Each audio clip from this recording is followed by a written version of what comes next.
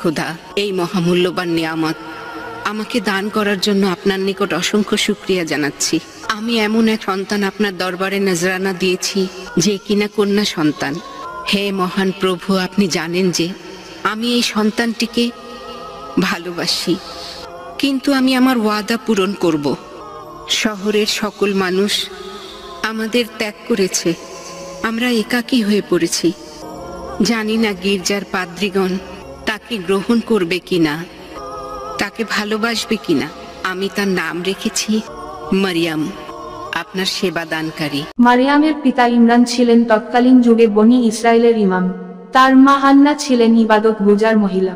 ইমরানের স্ত্রী বলেছিলেন, হে আমার প্রতিপালক, আমার গর্ভে যা আছে তা একান্ত তোমার জন্য আমি উৎসর্গ করলাম, অর্থাৎ বায়তুল মুকাদ্দাসের খাদিম বানাবেন।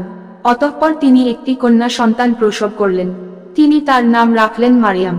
দুগ্ধপানের মেয়াদ শেষ হওয়ার পর তার মা তাকে নিয়ে বায়তুল মসজিদে চলে যান এবং সেখানকার ইবাদতকারী লোকদের নিকট সোপর্দ করেন।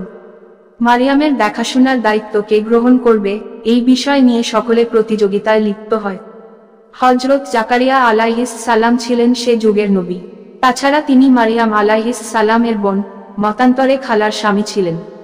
তিনিও চাচ্ছিলেন মারিয়ামের দেখাশোনার দায়িত্ব নিতে। অবশেষে তারা কলমের মাধ্যমে 3 বার লটারি করলেন। প্রতিবারই তাতে জাকারিয়া আলাইহিস সালামের নাম উঠল, তাই তিনি মারিয়াম আলাইহিস সালামের দায়িত্ব গ্রহণ করলেন। হযরত জাকারিয়া আলাইহিস সালাম মারিয়ামের জন্য বায়তুল মুকাদ্দাস মসজিদে একটি কক্ষ নির্ধারণ করে দেন। তিনি ছাড়া ওই কক্ষে অন্য কেউ প্রবেশ করত না। হযরত জাকারিয়া আলাইহিস সালাম যখনই মারিয়ামের কক্ষে প্রবেশ করতেন, তখনই তার নিকট বেমৌসুমের বিরল খাদ্যদ্রব্য দেখতে পেতেন। তিনি জিজ্ঞেস করতেন, হে মারিয়াম, এসব তুমি কোথায় পেলে? তিনি বলতেন, এসব আল্লাহর নিকট থেকে। আল্লাহ যাকে ইচ্ছা অপরিমিত জীবনোপকরণ দান করেন।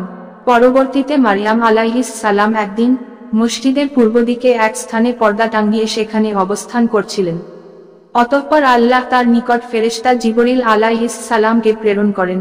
তিনি মারিয়ামের নিকট মানবাকৃতিতে আত্মপ্রকাশ করলেন। মারিয়াম ভয় পেয়ে বললেন, যদি পরহেজগার ও মুত্তাকি হও তবে আমাকে কষ্ট দিও না। জিবরিল আলাইহিস সালাম বললেন, আমি তো কেবল তোমার প্রভুর প্রেরিত, এজন্য যে আমি তোমাকে একটি পবিত্র পুত্র সন্তান দান করে যাব। মারিয়াম বললেন, কিভাবে আমার পুত্র সন্তান হবে, অথচ কোনো মানুষ আমাকে স্পর্শ করেনি এবং আমি ব্যভিচারিণী নই। জিবরিল আলাইহিস সালাম বললেন, এভাবেই হবে। তোমার পালনকর্তা বলেছেন, এটা আমার জন্য সহজ ব্যাপার, এবং আমরা তাকে মানবজাতির জন্য একটা নিদর্শন ও আমাদের পক্ষ হতে বিশেষ অনুগ্রহ রূপে পয়দা করতে চাই। তাছাড়া এটা নির্ধারিত বিষয়। অতঃপর জিবরিল আলাইহিস সালাম মারিয়ামের মুখে অথবা তার পরিহিত জামায় ফুঁক মারলেন এবং তাতেই তার গর্ভ সঞ্চার হলো। এরপর তিনি এক দূরবর্তী স্থানে চলে গেলেন এবং প্রসব বেদনার অবস্থায় এক খেজুর গাছের নিচে আশ্রয় নিলেন। তিনি বললেন, হায়, এর পূর্বে আমি যদি মারা যেতাম ও লোকের স্মৃতি থেকে সম্পূর্ণ বিলুপ্ত হতাম। তখন এক আহ্বানকারী তাকে বললেন, তুমি দুঃখ করো না, তোমার নিচ দিয়ে তোমার প্রতিপালক এক নহর সৃষ্টি করেছেন। তুমি তোমার দিকে খেজুর গাছের কাণ্ডে নাড়া দাও, তা তোমাকে পাকা তাজা খেজুর দান করবে। সুতরাং আহার করো, পান করো ও চোখ জুড়াও।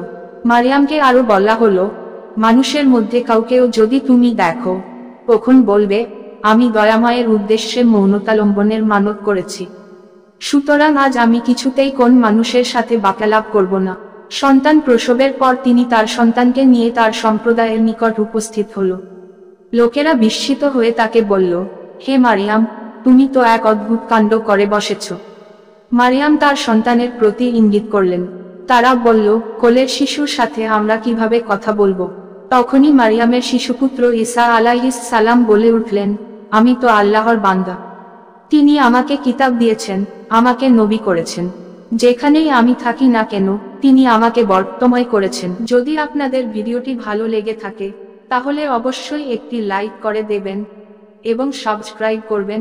এই ধরনের ভিডিও আরও পেতে পাশে থাকা বেল আইকনটি টিপে দিবেন।